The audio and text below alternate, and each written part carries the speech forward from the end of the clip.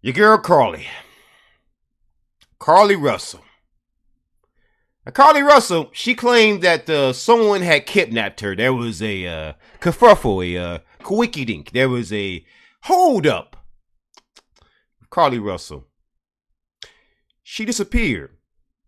And the Hoover Police Department, they released a press statement. They want to make sure that people understand the nature of this incident with Carlee Russell. See, Carlee Russell, she went missing and she claimed that she was kidnapped and that she claimed that there was a missing child. And turns out that might have been all cap. Don't know how to say it. But there's a reason why when people like me don't make content about a certain situation that is very highly coveted by the black community, when I'm silent, that's when you should also probably be silent. I'm just, when I'm silent, you should probably be silent. I'm too.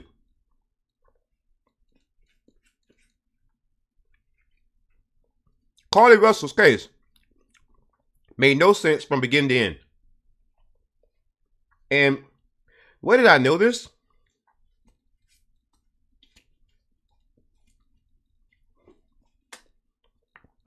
She claimed that there was a missing child and that she happened to find the missing child. It was her that found him, and then she was kidnapped.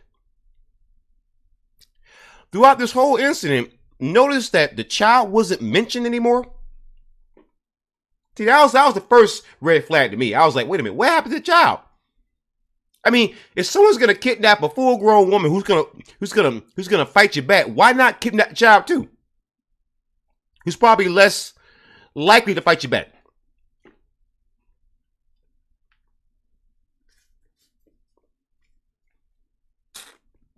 So, what happened to this child that Carlee found?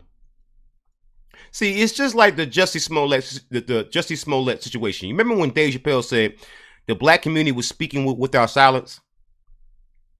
Well, when folks like me and others, when we're silent, we're telling you a lot. The story, like our friend Dak Dizzy here says, the story never made sense.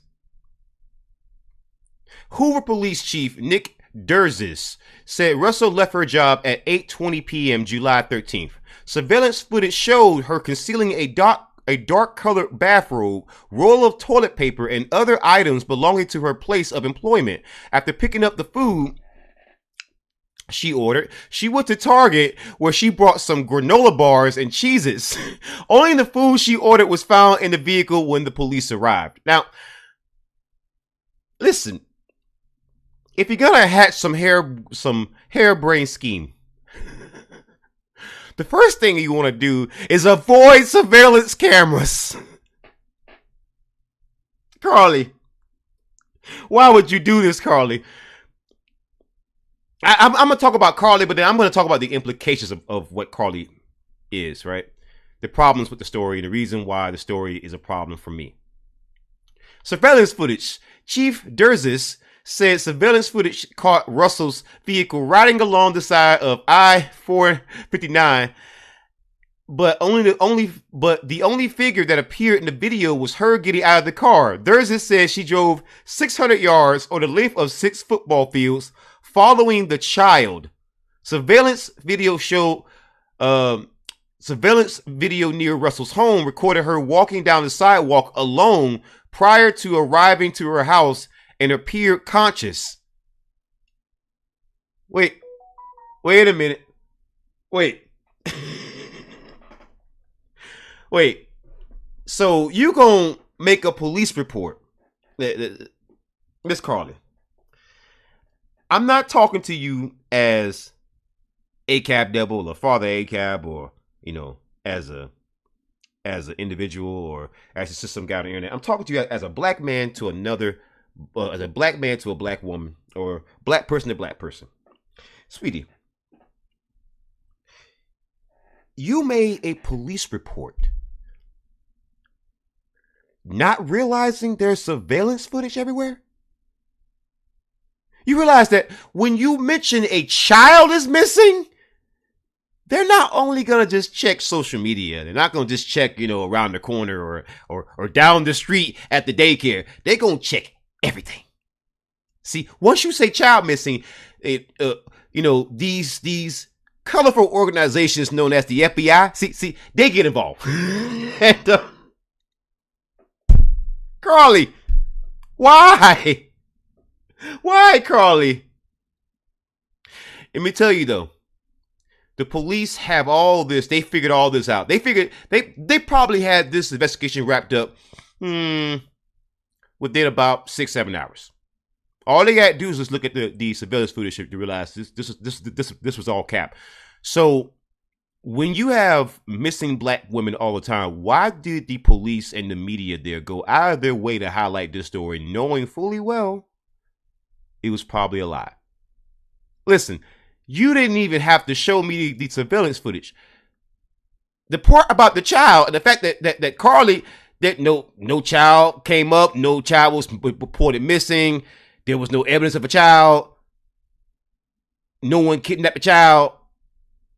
That was the first red flag to me. I mean, again, be that as it may, that was the first red flag to me.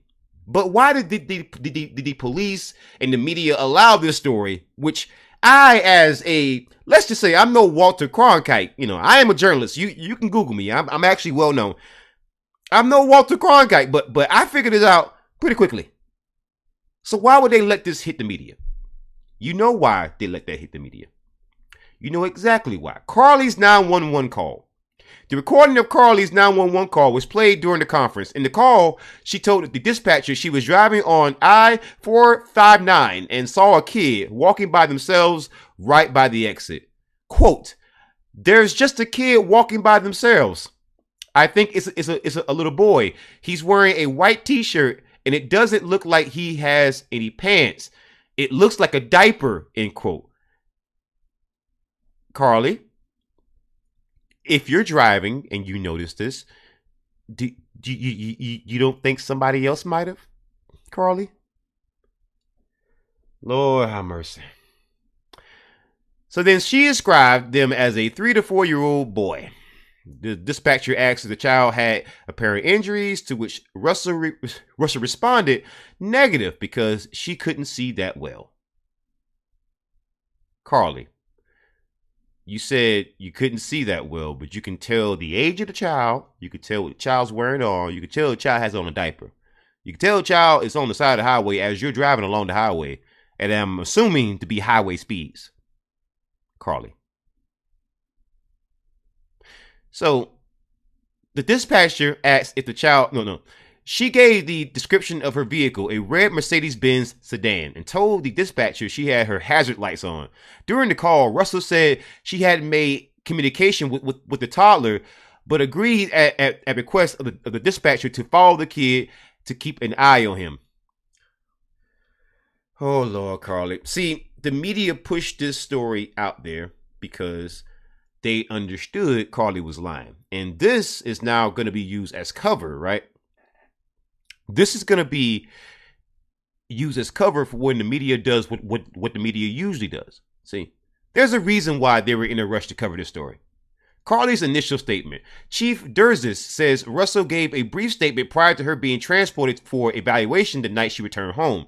She told the police that she saw a baby on the side of the interstate and called 911. Things escalated when she got out of the car. Quote, "When she got out of the vehicle to check on the child, a man came out of the trees and mumbled that he was checking on the baby. She claimed that the man then picked her up and she screamed. She stated that the man made her go over a fence. She claimed he then forced her into a car, and the next thing she remembers is being in the trailer of an 18-wheeler. So you screamed. Nobody heard you. Nobody heard you. Nobody saw this child. I mean, are these ninja kidnappers? Listen. Do you understand the reason why the media did this? The media is doing this in coordination with the white supremacists, right? They want to find a reason and excuse for a bunch of black people to go missing. So that's why they cover stories like this, right? Understand something, right? I've actually written articles, and I've written articles under my real name and also mostly under pseudonyms, right? And some of my articles appear in some big publications. I just don't publicize that because understand something, right? The second that certain people find out about that, man, they're gonna freak out and they're gonna try to get me canceled on that too. So I want you to understand something, right?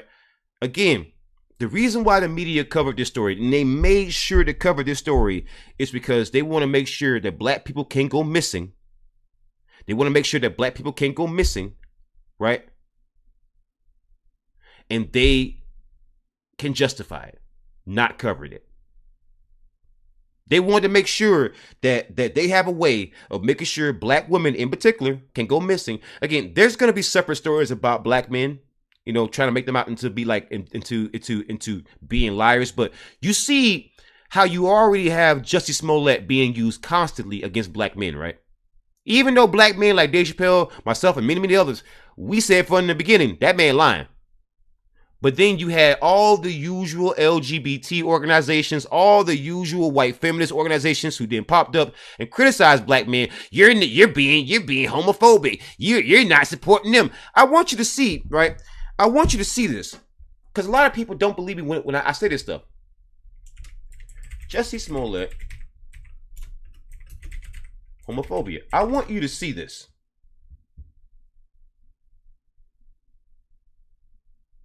Right?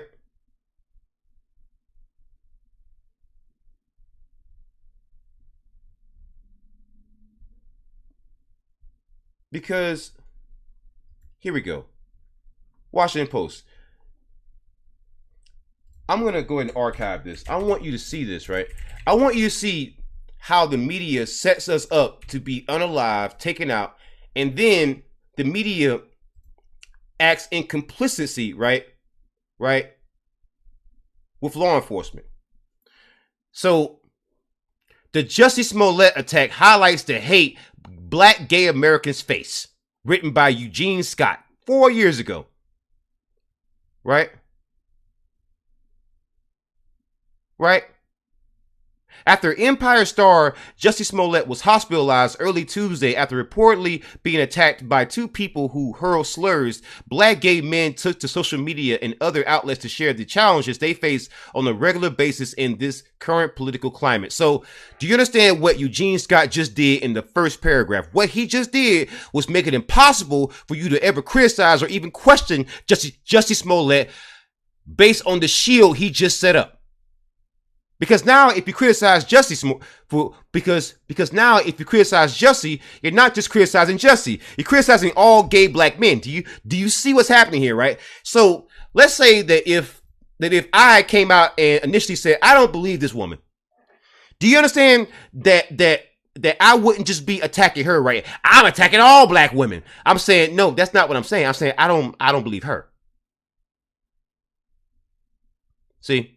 And these straw men are set up by the media. The media supported Jussie Smollett, just like the media supported Carlee Russell, and they do this intentionally.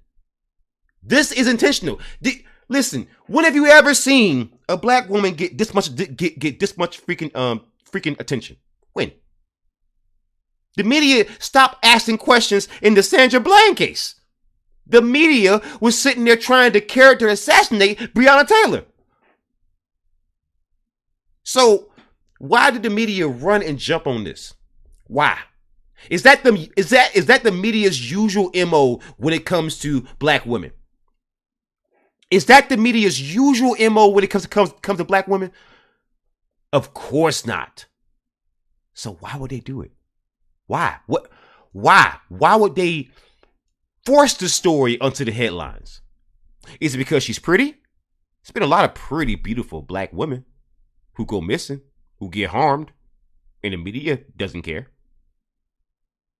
Why her? What was it about her story that made the media make it front page news?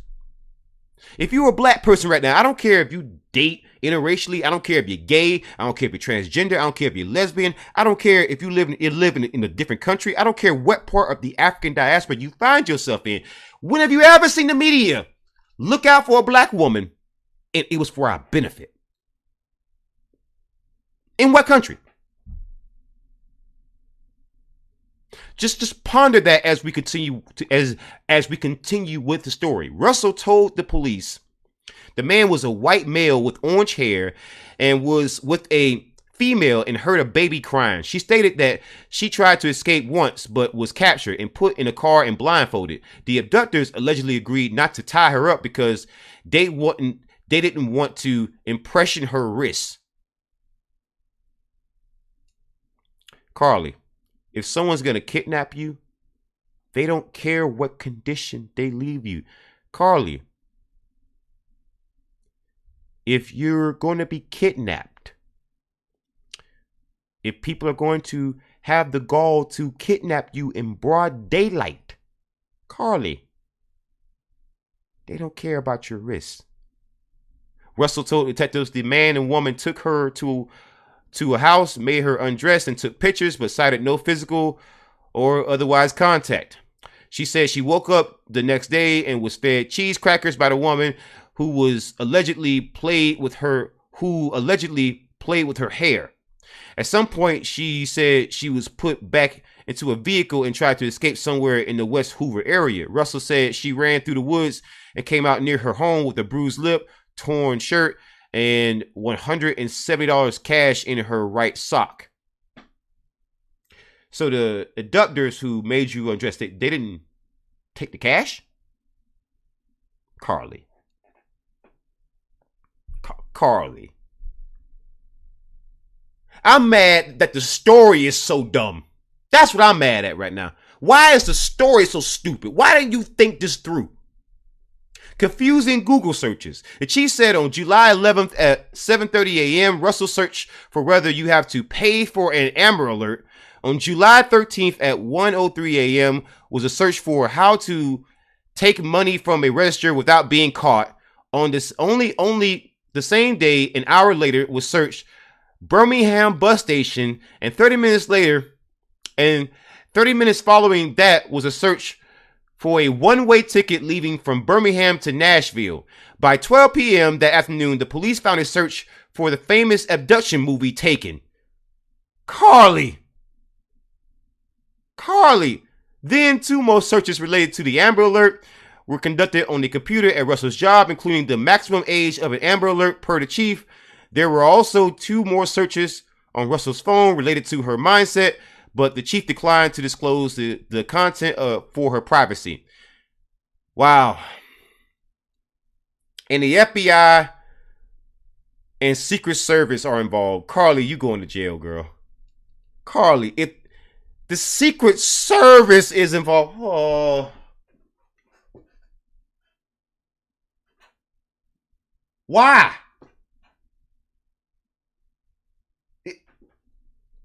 Why? Why would you do this? It's just, the more you think about it, the dumber it sounds. God. Carlee. Lord Jesus. Let's move on.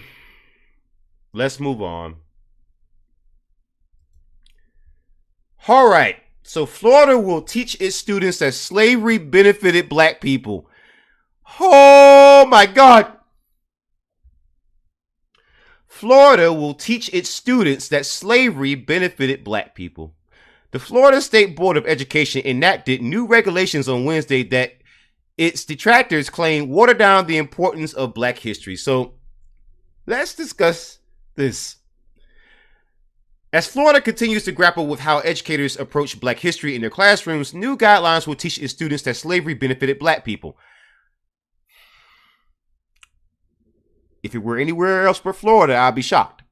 According to the Washington Post, Florida's State Board of Education unanimously approved new guidelines for public schools on Wednesday, stating that students should understand that those held in slavery develop skills that could be applied for their personal benefit.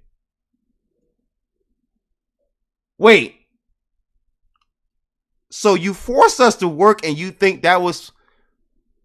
You forced us to work, which made you money, but that was for our benefit. Oh, okay. I'm sure that is a completely accurate telling of history. The updated recommendations also advise educators to maintain acts of violence perpetrated against and by African Americans when discussing mob violence against black communities. Wow.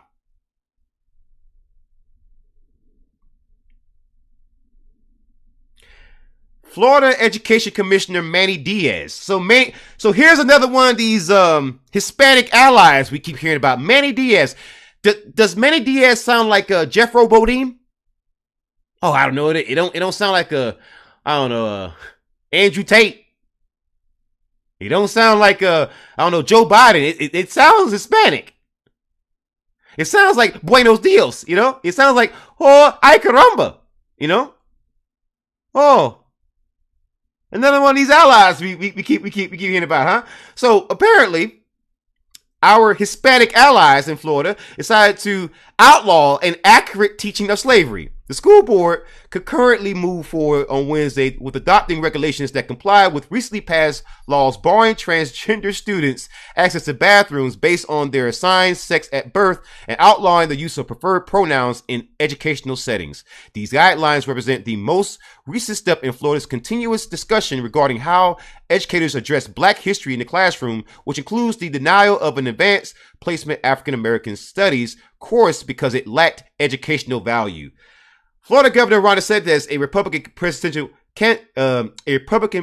contender, has backed several new regulations the state legislature has approved that change how delicate topics like race and gender identity are addressed in the classroom. He claims the laws remove woke indoctrination and give parents more control over their children. So basically, they're going to teach that slavery was somehow beneficial to Black people.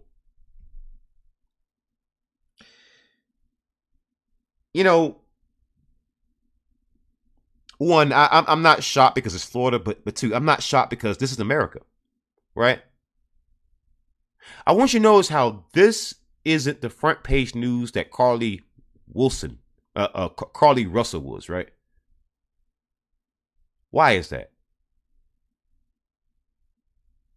So you gave all this attention to a woman who was clearly lying. Well, you don't usually give attention to Black women so that you could use it as a straw man to attack whenever Black people complain about how the media doesn't protect Black women. Because every time that happens, that's going to come up. And now they don't cover stories like this because, once again, the media, the white supremacist media, most of them agree with this kind of stuff. Don't you let them fool you. Don't you let them fool you. So once again, you're going to have this happen. And it's not shocking. It's not shocking.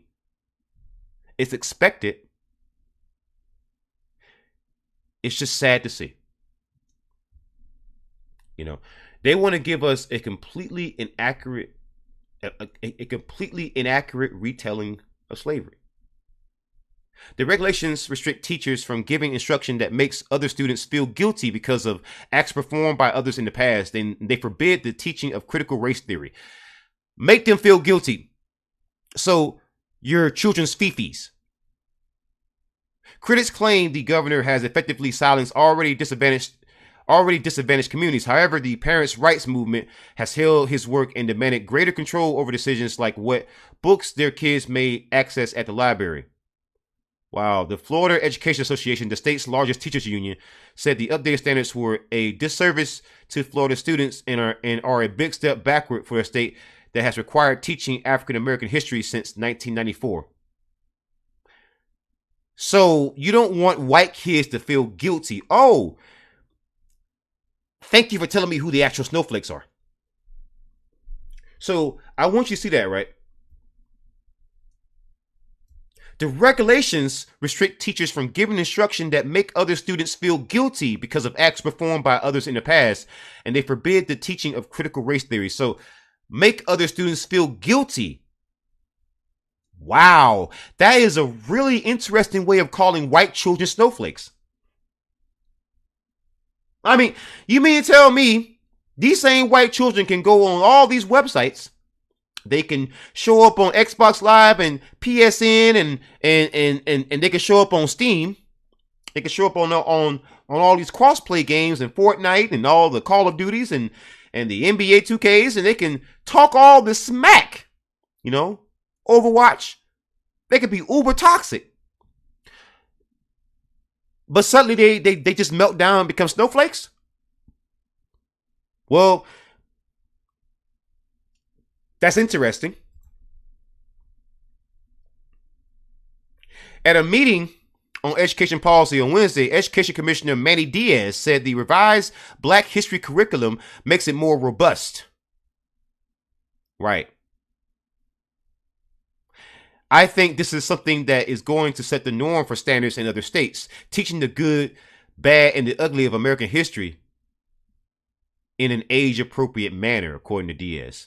Wow. Alex Lafren Coney, the State Department of Education's communications director, reiterated Diaz's comments on Twitter, saying that the new standards teach it all and that the general public shouldn't believe the union lies. Oh, my goodness.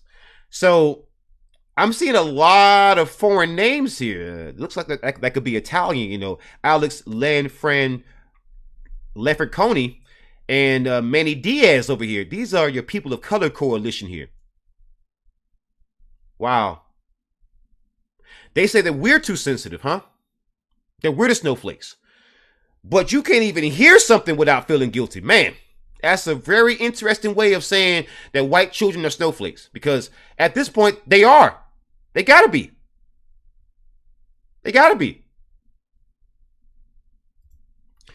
Let's get into this story, man. Black Myrtle Beach tourist sues Horry County Police for alleged false arrest. So, let's read some comments here.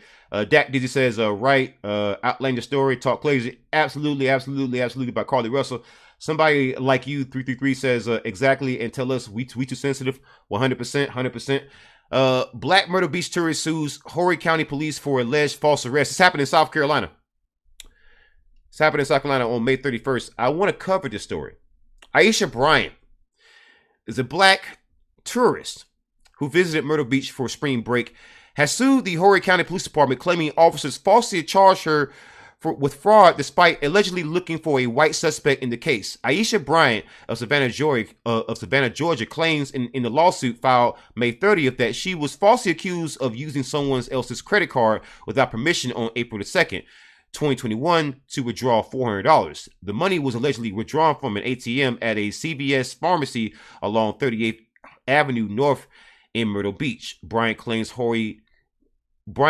that Horry police detectives falsely accused her because she used the ATM that day to withdraw $60. Bryant was visiting Myrtle Beach with her daughter, boyfriend, and friends, the lawsuit states. So this is very common amongst law enforcement in Myrtle Beach, South Carolina. They are very much racist and very much aggressive towards black motorists. So if you're visiting South Carolina, please do not visit Myrtle Beach. I'm sorry. At this point, I have to say it. It is a rich white area anyways. I mean, it's not worth it. There's better places. And when we deprive them of our black dollars, that's when they'll get some act right. You know, just saying, man. Just saying. If they don't want to treat you like a person, if they don't want to, actually leave you alone, if they don't want to actually let you live in peace, actually let you go on vacation, then don't visit.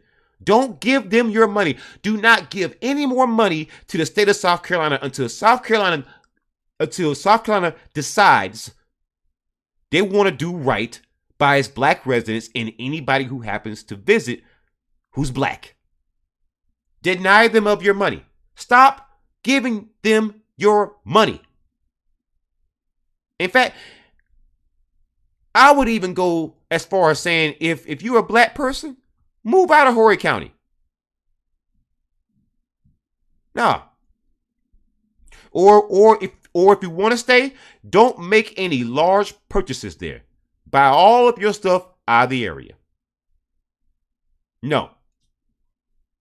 Deprive them of your black dollars if they can't treat you right. That's what I say.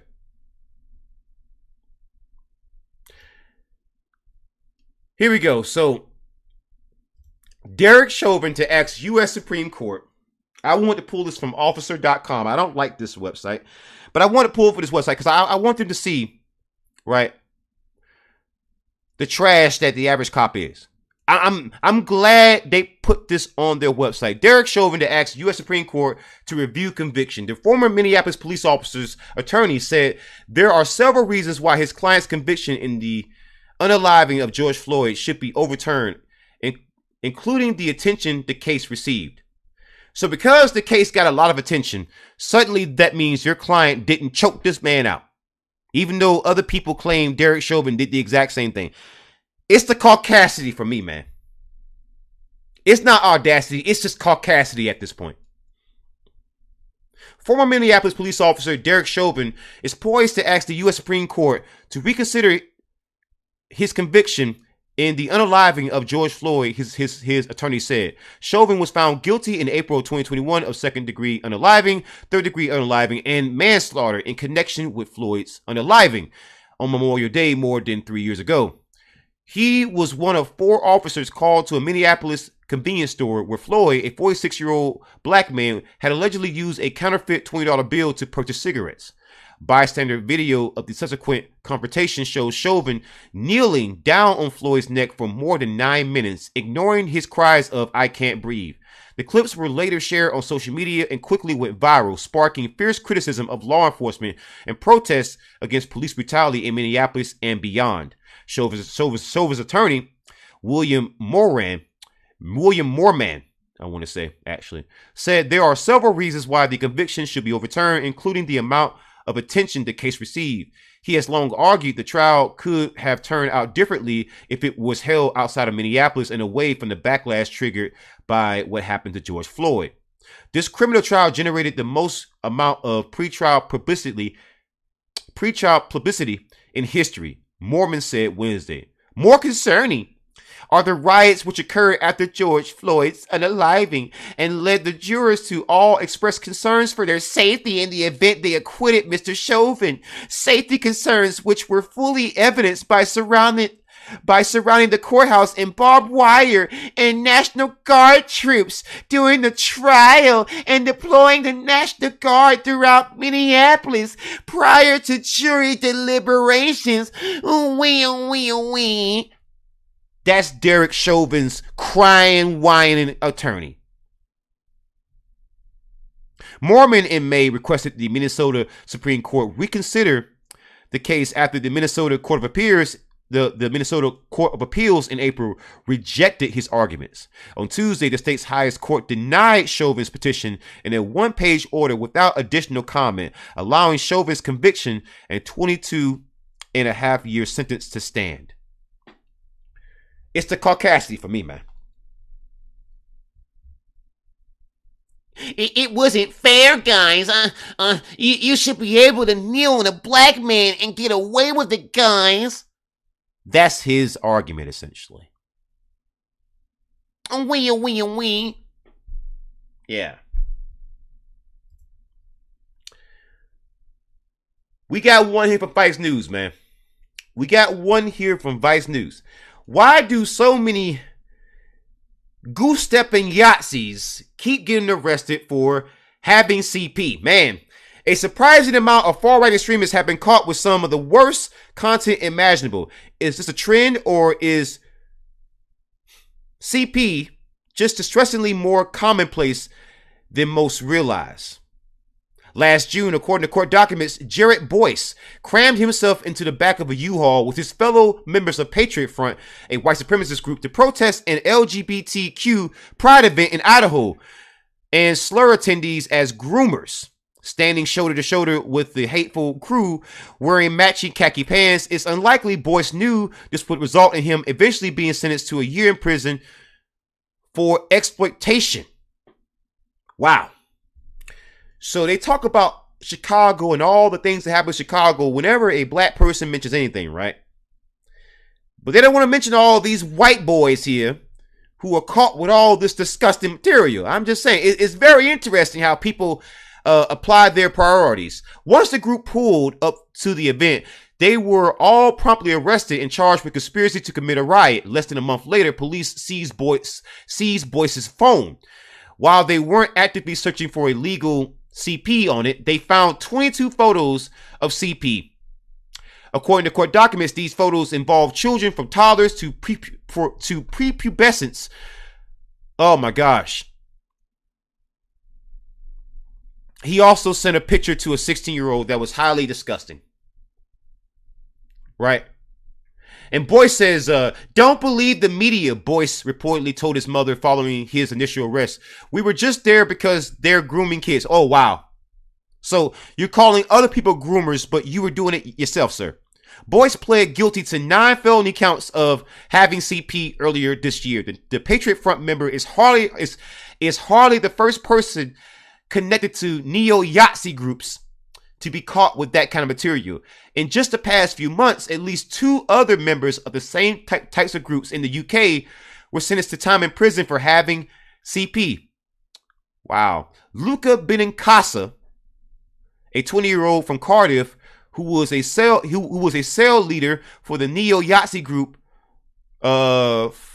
Forkreek Division, was sentenced to 9 years for possession of documents likely to be useful to a terrorist, being a member of a banned group, and possessing CP.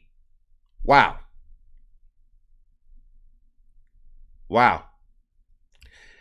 Harry Vaughan, the son of a clerk in the House of Lords who studied at a fancy grammar school, was found guilty of a plethora of charges, including multiple terror offenses and possessing CP in 2020.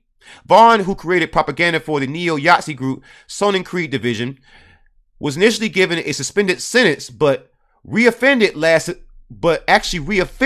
September and just pleaded guilty to having CP again. The 21-year-old will be sentenced on July 31st. Some of the neo-Yahtzees who have been found with the CP also targeted kids in real life. But they always mention Chicago. Andrew Hazelton is a Maine white supremacist and a member of the New England-based neo-Yahtzee group NSC 131. In 2019, according to court documents, he actively attempted to groom a person who's under the age of 18. He met on Instagram. Hazelton messaged the person and tried to have her send him some pictures, and told this person who's under the age of 18 that he wanted to do some inappropriate things. Police found a folder on his phone that has special languages, special numbers.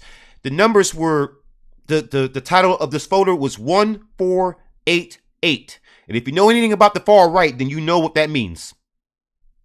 You know what that means if you know anything about the far right. They found dozens of videos of CP. Right? Court documents indicate that Hazelton either kept the videos on or downloaded them from a folder found on Mega, a file sharing website also titled 1488. Hazelton was sentenced to 5 years in prison in 2022. This is something that has become distressingly familiar when it comes to arrests within the far right and just in the ecosystem in general. While a true data set of how many arrests on the far right have included CP or grooming isn't available, a cursory glance at arrest reports shows it occurs frequently. However, how much is truly a feature of the extreme right? Let me redo that. However, how much this is truly a feature of the extreme right is hard to know. According to experts, examples like these, and there are many more, are largely a function of the sheer prevalence of CP. Neo-Nazis are disproportionately likely to have their electronic devices shared by law enforcement and thus disproportionately likely to be charged with having CP, but no rigorous study suggests they're disproportionately likely to possess it in the first place. There is reason to think though, that in at least some circles, it serves as an integral part of initiation into some of the most extreme and fringe corners of neo-Yazidism, with the taboo material desensitizing recruits to a point of no return and binding them to others who know and share their secret. Wow.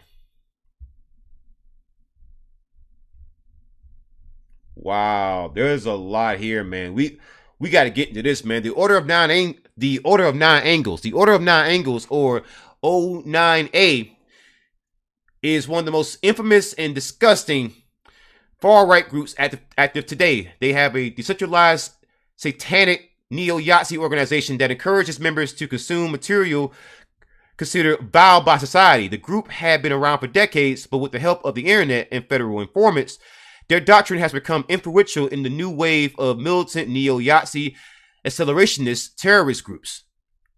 Wait a minute.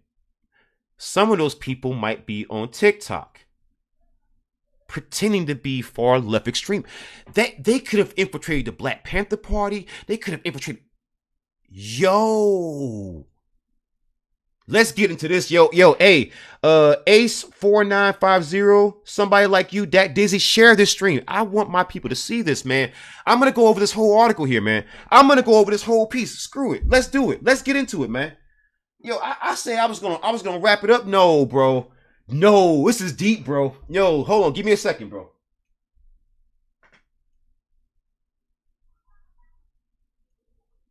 No, we about to get into it, bro. We about to get into it. So we're talking about the Order of Nine Angles, or O9A, right? They are encouraged to consume material that is considered vile by society, right?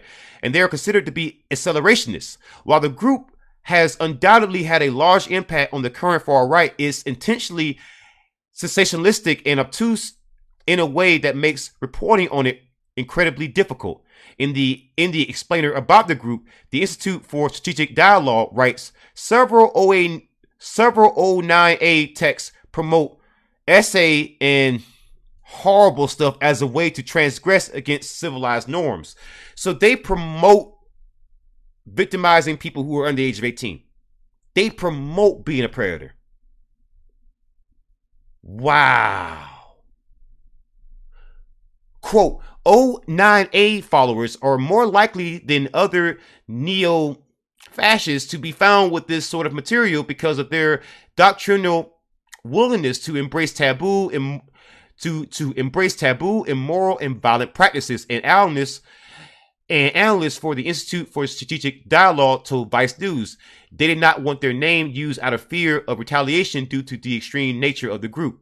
While some of these practices have ritual purposes, others simply desensitize practitioners to suffering and violence in a way that creates rigid points of no return. There are many opportunities to back out of participating in the violent extremist group or movement, but there is a threshold of trauma, both received and inflicted, after which those opportunities all but stop.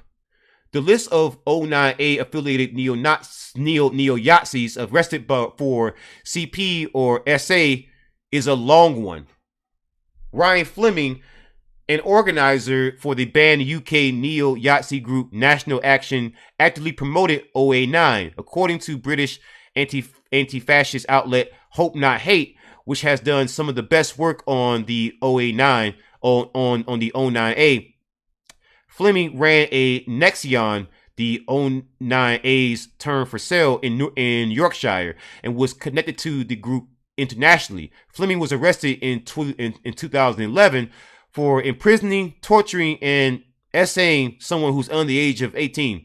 6 years later, he was convicted for essaying someone who was under the age of 18 that he met online. Then in 2021, he was jailed again for unsupervised contact with kids. Wow. This stuff goes deep, man.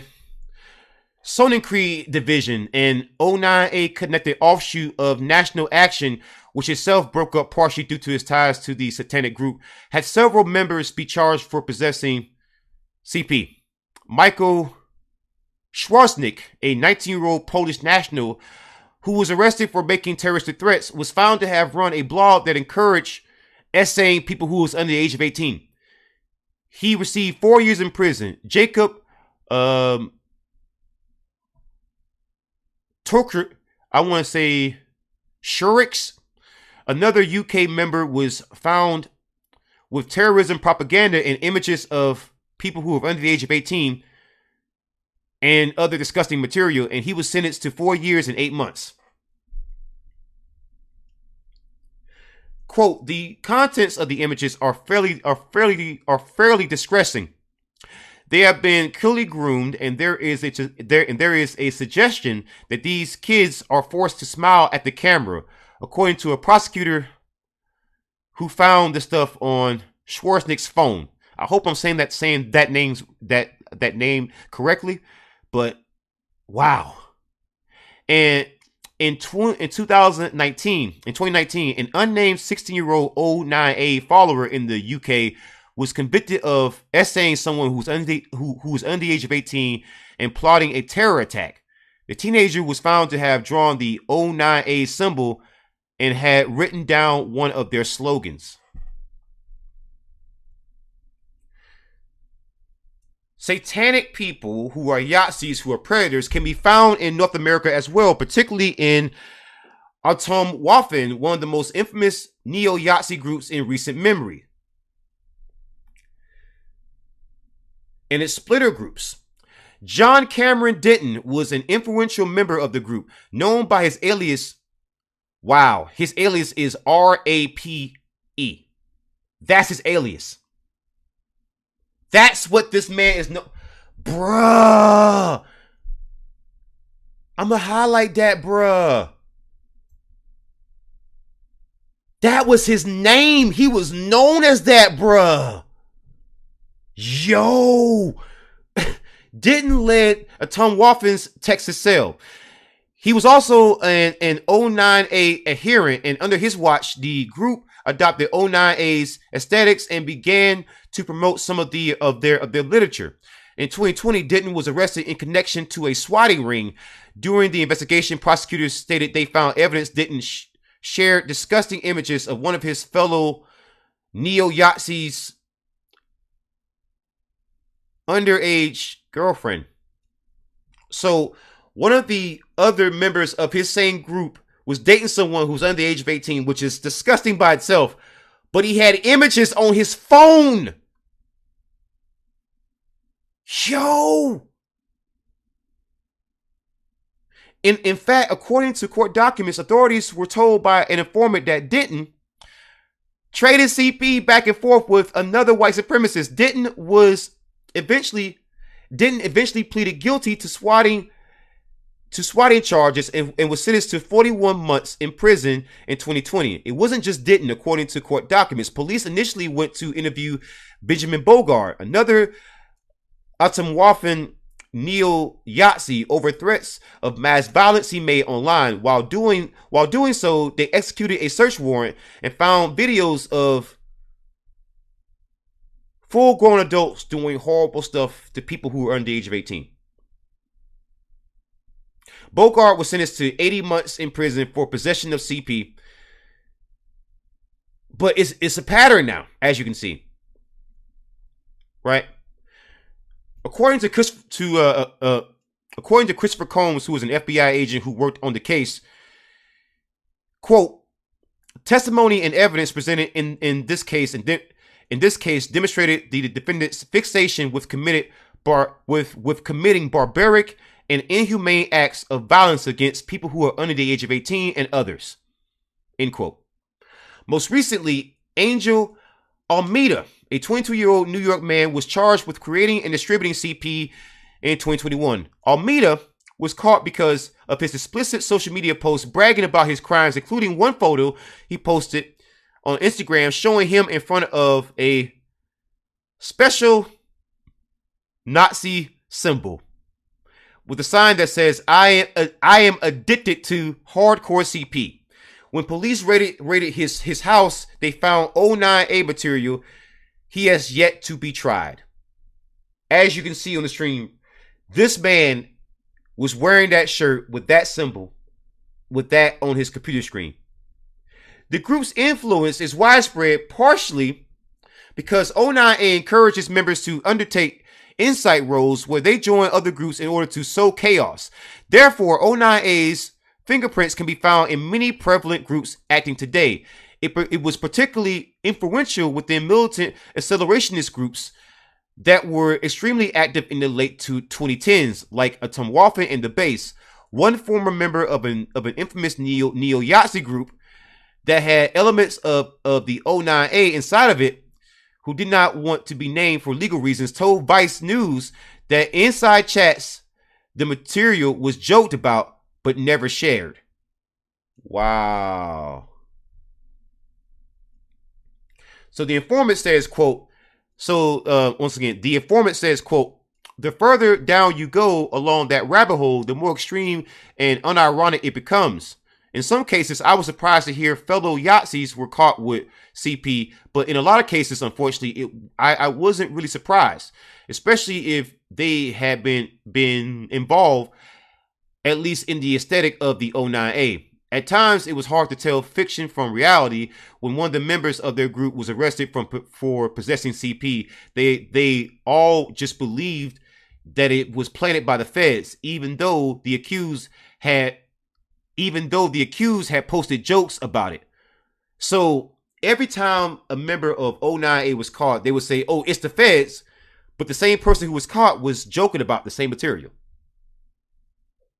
The line between who actually followed the tenets of the Order of Nine Angles and who was just using the satanic outfits, overly edgy aesthetic for shock value was blurry. Wow. So as you can see, guys, this is a real thing, man. This is a real thing. I can't get over this dude's name, bro. I can't get over this dude's name. He was known to his allies as RAPE. That was his nick. This dude's name was John Cameron Denton. Right? White supremacist neo-Yahtzee. And they talk about black men and figure Chicago and how we somehow criminals. The dominant white society and anti-black racists love projecting, man. They love this man here, Angel Almeida, white supremacist, neo-Yahtzee, as you can see. Look at the kind of things this man posts on his page. Wow.